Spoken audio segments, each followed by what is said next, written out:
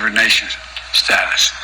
We're also taking a further step of banning imports of goods from several signature sectors of the Russian economy, including seafoods, vodka, and diamonds. And we're going to continue to squeeze Putin.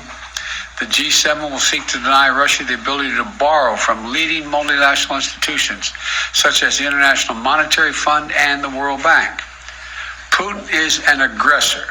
He is the aggressor, and Putin must pay the price. He cannot pursue a war that threatens the very foundations, which he's doing, the very foundations of international peace and stability, and then ask for financial help from the international community.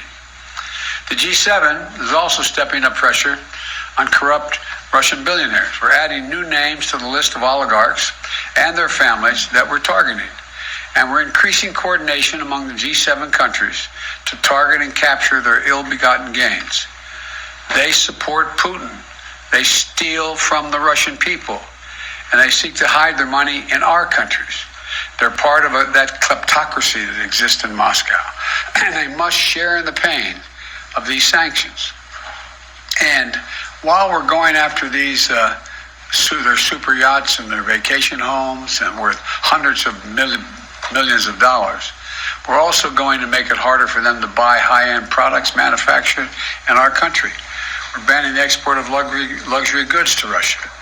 They're also the latest steps we're taking, but they're not the last steps we're going to take.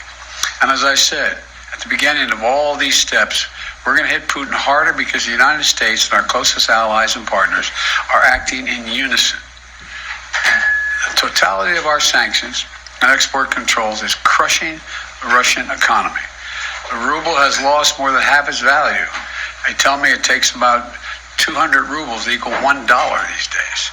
Moscow Stock Exchange has been closed for 2 weeks because they know the moment it opens, it will probably collapse. Credit rating agencies has downgraded Russia's government to junk status, its economy to junk status. The list of businesses, international corporations leaving Russia is growing by the day. We're also continuing to close corporations with allies and partners to make sure that the close cooperation we continue to have, the Ukrainian people are able to defend their own nation. The United States has sent more than $1 billion in security assistance to Ukraine over the last year, including anti-armor and anti-air capabilities, taking out tanks and planes and helicopters, with new shipments arriving every day. We, the United States, are also facilitating significant shipments of security assistance from our allies and partners to Ukraine. And the humanitarian front, we're working closely with the UN and humanitarian organizations to support the people of Ukraine who have been displaced by the violence in Ukraine. We're providing tens of thousands of tons of humanitarian supplies, food, water, medicines, coming via truck and train every single day. Yesterday in Poland, Vice President Harris announced an additional $53 million in additional humanitarian support to Ukraine. That brings the total humanitarian assistance to $107 million in just 2 weeks. We've joined this effort with more than 30 other countries who are providing hundreds of millions more. And last night, to their great credit, the Congress passed a bipartisan spending bill that included an additional $13.6 billion in new assistance to the Ukrainian people. And I look forward to signing that immediately. I also want to be clear, though. We will make sure Ukraine has weapons to defend against an invading Russian force. We will send money and food and aid to save the Ukrainian people. And I will welcome Ukrainian refugees. We should welcome them here with open arms if they need access. And we're going to provide more support for Ukraine. We're going to continue to stand together with our allies in Europe and send unmistakable message. We'll defend every single inch of NATO territory with the full might of the united and galvanized NATO. We will not fight a war against Russia in Ukraine. Direct confrontation between NATO and Russia is World War III, something we must strive to prevent.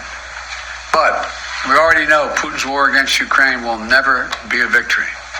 He hoped to dominate Ukraine without a fight. He failed.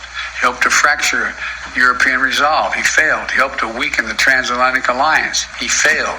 He helped to split apart American democracies in terms of our positions. He failed. The American people are united. The world is united. And we stand with the people of Ukraine. We will not let autocrats and would-be emperors dictate the direction of the world.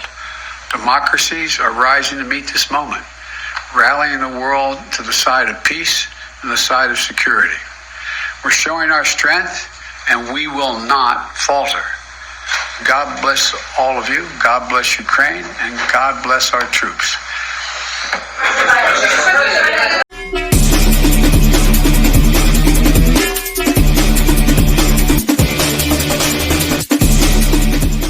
For coming back to my channel, please don't forget to subscribe and share this video, and I hope to see you in the next video. Have a great day, everybody. God bless.